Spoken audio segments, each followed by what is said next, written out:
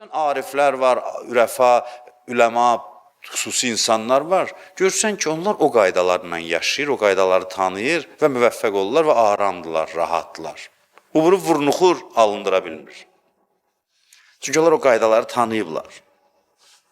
Bədənin güclü olsun, o saat çox iyi canın gücə gəlsin. Biz də uşaqlarımıza belə nəsihət edir.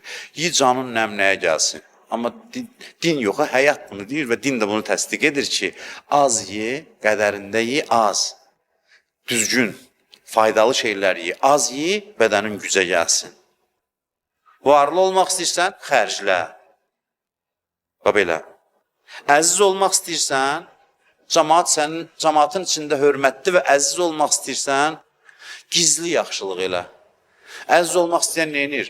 Ona deyir, mən sən filan şeylədim ki, bunun yanında əziz olsun, buna deyir. Ağla gələn yol budur da birinci. Eləyim, cəmaat görsün, mənə hörmət eləsin. Amma qayda belə deyil. Kim ki onu eləyir, deyir, hörmət elə olmur adam. Bunu aparıb müqəddəsat, mənəviyyat kateqoriyasına aparmayaq. Əvvəl praktiki qayda kimi mənimsəyək. Bu həyat qaydasıdır.